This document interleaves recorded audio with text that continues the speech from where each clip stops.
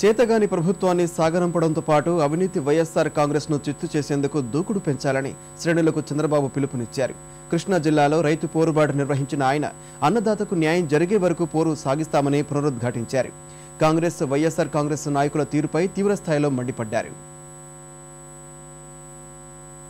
రాష్ట్రంలో అభివృద్ధికి బాటలు వేసి సామాజికంగా అన్ని వర్గాల ఉన్నతికి పాటుపడిన తెలుగుదేశానికి అండగా నిలవాలని చంద్రబాబు ప్రజలను కోరారు.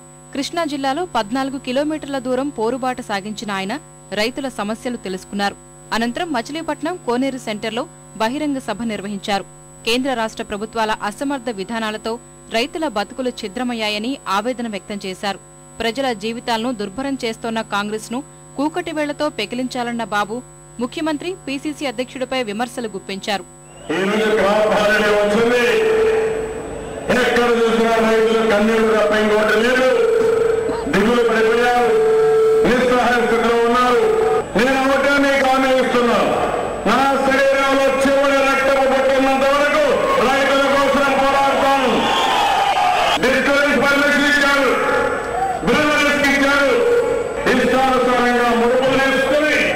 ఈ రాష్ట్రాన్ని భ్రష్టు పట్టిస్తున్న వ్యక్తి ఈ ముఖ్యమంత్రి సాధారణ చేసుకునే అధ్యమాలు పీసీసీ అధ్యక్షుడు అంటే ఇంకా ఆ పార్టీ ఎంత దివాలా వేసిందో మీరే ఆలోచించండి.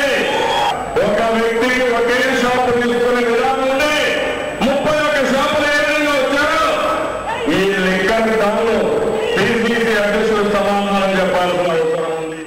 తెలుగుదేశం పాలనలో రాష్ట్రాన్ని అభివృద్ధి పదంలో నడిపిస్తే ఆ తర్వాత అధికారం చేపట్టిన కాంగ్రెస్ అధోగతి పాల్చేసిందని చంద్రబాబు అన్నారు.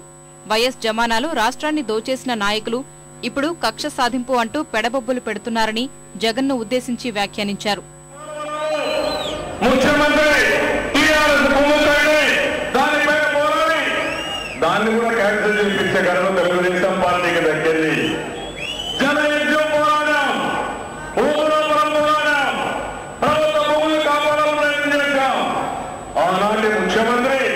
రాజశేఖర రెడ్డి గారి ఇష్టానుసారంగా చేశారు.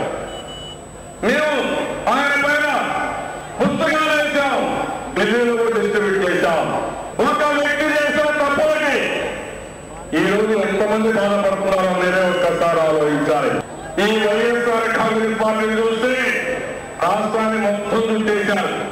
బడుగు బలహీన వర్గాలు మైనార్టీలకు గుర్తింపు తెచ్చింది తెలుగుదేశమేనని చంద్రబాబు చెప్పారు. సామాజిక న్యాయం అంటూ రాజకీయాలకు వచ్చిన నాయకుడు అవినీతి పార్టీలో కలిసిపోయారంటూ చిరంజీవిని ఎద్దేవా చేశారు. అధికారంలోకి వస్తే పోలవరం, ప్రాణహిత చేవెళ్ల ప్రాజెక్టుల కలల్ని సాకారం చేస్తామని అన్నారు. బందరు పోర్టు కోసం పెద్ద ఎత్తున ఉద్యమిస్తామని చంద్రబాబు వెల్లడించారు.